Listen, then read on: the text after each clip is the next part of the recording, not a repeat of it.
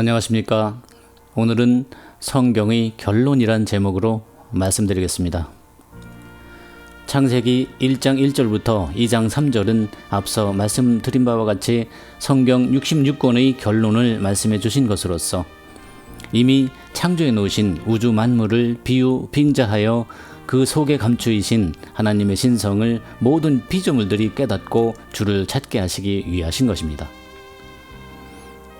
이러한 성경의 기록을 바다에서는 단지 육적인 만물 창조의 시작으로 보고 있으나 그것이 얼마나 큰 오해인지 풀어서 말씀드리겠습니다. 창세기 1장 1절에 태초에 하나님이 천지를 창조하시니라 하신 이 천지는 나의 영을 처음 하늘로 나의 육을 처음 땅으로 창조하신 것을 알리신 것입니다. 아담을 흙으로 빚었다 하셨으니 육체가 땅이요 그 육을 지배하는 것이 혼이요 그 혼을 주관하는 것이 영이며 하늘인 것입니다. 이 육신 안에 진리가 없으니 창세기 1장 2절의 말씀대로 공허하고 혼돈한 것이며 그에게는 아직 믿음도 없기에 하나님이시는 거하실 집을 찾아 수면 곧 진리의 낯으로 운행하고 계시는 것입니다.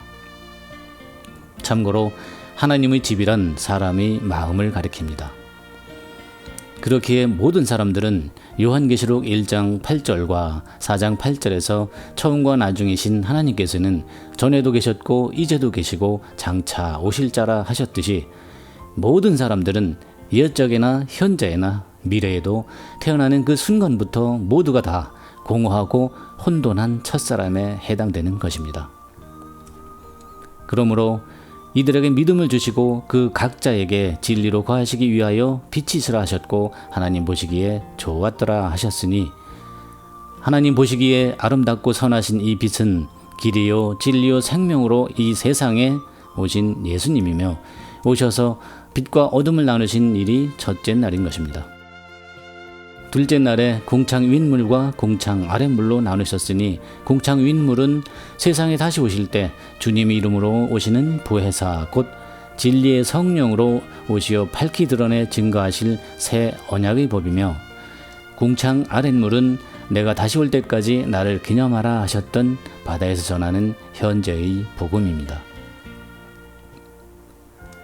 셋째 날에 바다와 땅을 만드신 것은 바다는 믿음의 바다인 종교 세상이요 땅은 그 믿는 자들의 육체로 보이신 것이며 씨 맺는 채소와 씨 가진 열매 맺는 나무를 내라 하셨으니 씨는 말씀이요 이 풀과 나무는 육체로서 그들이 주께서 보혜사로 오실 때 진리의 씨를 받게 될 예비된 육체들로서 그 수를 현재의 바다에 가득 채우라 하신 것이었습니다.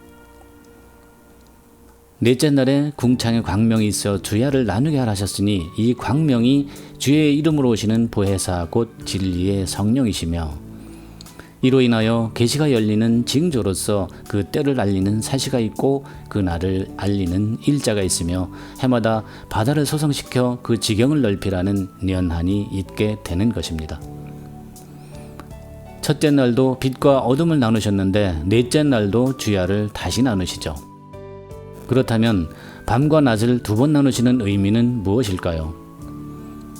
첫째 날 나누신 빛은 예수님이 주셨던 진리이고 어둠은 첫 언약인 율법이 의문의 법이었기에 어둠이라 하셨으며 넷째 날 나누시는 낮은 보혜사 성령으로 열어주신 계시이며 밤은 요한계시록 11장 2절로 8절의 성전 방마당과 두 증인을 죽이는 영적으로 하면 애굽이요 소돔이며 주께서 십자가에 못 박히신 곳이라 하신 지금의 바다를 가리킨 것입니다. 이것이 주께서 주의 이름으로 오시는 보혜사로 재림하실 넷째 날의 일입니다. 또한 궁창에 광명이 있어 주야를 나누라 하셨으니 궁창 아랫물인 바다에서 전하는 도의 초부적인 말씀이 밤이요 궁창 윗물인 보혜사 성령께서 오시어 주시는 새 언약의 법이 낮인 것입니다. 물이 바다 덮음같이란 이 찬양이 바로 궁창 윗물로 궁창 아랫물을 덮어 소성시킨다는 뜻입니다. 그러면 궁창 아랫물은 어떻게 소성이 될까요? 고린도전서 3장 10절로 11절에 바다로 털을 닦아둔 사도 바울은 히브리서 6장 1절로 3절에 우리가 그리스도 도의 초부를 버리고 죽은 행실을 회개함과 하나님께 대한 신앙과 세례들과 안수와 죽은 자의 부활과 영원한 심판에 관한 교훈의 털을 다시 닦지 말고 완전한 데 나아갈지니라 하셨습니다. 이 말씀은 바다에서 약 2000년간 율법적으로 해오던 신앙의 행위들로서 교훈의 털을 다시 닦지 말라고 하셨으니 그동안 해오던 율법적 신앙의 행위에서 떠나 완전한 진리로 나아가 거듭날 것을 말씀해주고 있습니다. 그러나 이 또한 하나님께서 허락하시면 우리가 이것을 하리라 하셨기에 아무나 받을 수 있는 것은 아닙니다. 율법을 완전케 하려 오시는 보혜사의 도움을 받을 수 있는 자격을 갖추어야 가능한 일입니다. 그럼 누가 받을까요? 갈라디아서 5장 24절의 말씀과 같이 그리스도 예수의 사람들은 육체와 함께 그 정과 욕심을 십자가에 못을 박아야 가능해집니다. 이것은 보혜사의 도움을 받아 진리를 받고 율법의 행위에서 벗어나기 위한 나의 생각을 십자가에 못 박아야 한다는 것을 의미합니다. 이렇게 자신의 육신의 생각을 죽이기가 얼마나 힘겨웠으면 사도 바울도 나는 날마다 죽노라 하였고 그리스도와 함께 십자가에 못 박혀노라 하였으며 내 모든 것을 배설물로 여긴다 고백하였습니다. 또한 로마서 7장 22절로 23절에 내 속 사람으로는 하나님의 법을 즐거워하되 내 지체 속에서 다른 한 법이 내 마음의 법과 싸워 내 지체 속에 있는 죄의 법 아래로 나를 사로잡아 오는 것을 보는도다 하신 말씀대로 죄의 법 곧 내 지체 속에 있는 내 육신의 생각을 십자가에 달기가 쉽지 않음을 보이셨습니다. 넷째 날에 있어지는 일들 중에 창세기 1장 16절에 두 큰 광명을 만드사 큰 광명으로 낯을 주관케 하시고 작은 광명으로 밤을 주관케 하시며 또 별들을 만드셨다 하셨으니 열려진 궁창 윗물인 새 언약의 법을 제일 먼저 받는 자가 낯을 주관하는 큰 광명인 남자요. 그에게 진리의 실을 받는 작은 광명이 여자로서 이 두 큰 광명이 스가랴 4장과 요한계시록 11장의 두 감람나무와 두 촛대요 두 증인이며 마지막 때를 여는 첫 남편과 아내가 되는 것입니다. 이들을 통하여 요한계시록 11장에서 보이신 성전 안마당을 청량하고 42달 동안 짐승이 짓밟는 성전 방마당의 1260일을 예언하며 그곳에서 짐승의 표를 받지 아니하고 끝까지 견디는 별들을 추수하게 됩니다.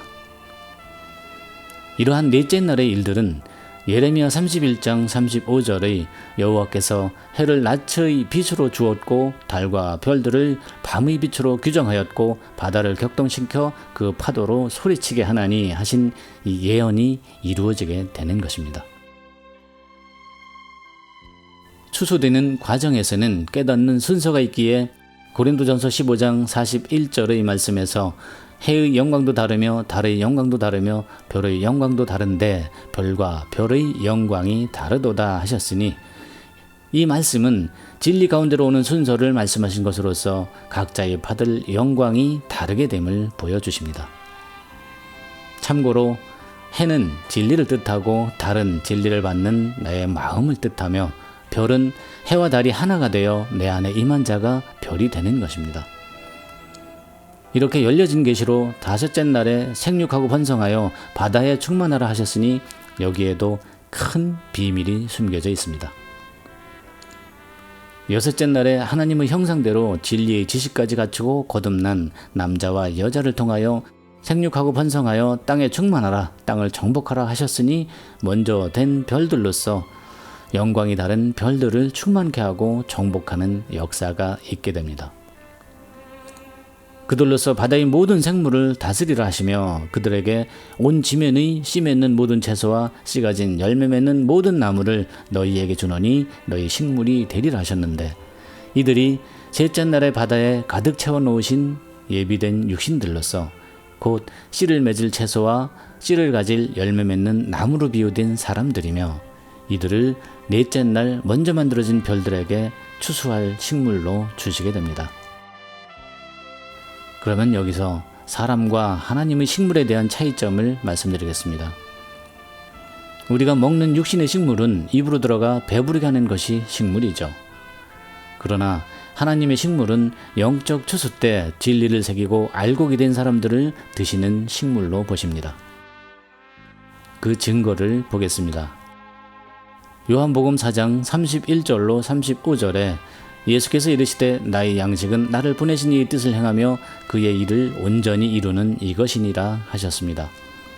그리하여 육적인 양식을 가져왔던 주님의 제자들은 넉 달 후의 육적인 추수를 말하고 있으나 예수님은 수가성 여인의 마음이 주님을 믿어 깨끗하게 되고 마을에 들어가 주님을 전함으로 많은 여인들이 주를 믿게 하였으니 그들의 마음밭이 희게 되어 추수할 때요 먹을 양식이 따로 있다 하신 것입니다. 이런 식으로 추수가 끝나고 계획하신 뜻을 다 이루셨으니 창세기 2장 1절로 3절의 일곱째 날에 그들과 더불어 안식하게 되시는 것입니다. 이 안식일의 주인된 자들이 바로 에베소서 4장 21절로 24절의 옛사람을 벗어버리고 영육이 새사람으로 거듭난 자들이며 골로새서 3장 9절로 10절의 새사람을 입고 창조주의 형상을 쫓아 지식에까지 새롭게 하심을 받은 자들이고 요한계시록 21장 1절로 2절의 첫사람에서 둘째 사람 곧 땅에서 난 처음 하늘 처음 땅에서 하늘에서 난 새 하늘 새 땅이 된 자들이며 이들이 주님의 신부된 거룩한 성 새 예루살렘이 되는 것입니다. 안식일의 주인에 대하여는 다음 시간에 말씀드리도록 하겠습니다. 밭에 감추인 보화를 찾아 새 하늘 새 땅의 주인이 되시길 바랍니다. 감사합니다. 궁금하신 점은 아래 메일로 문의하여 주시기 바랍니다.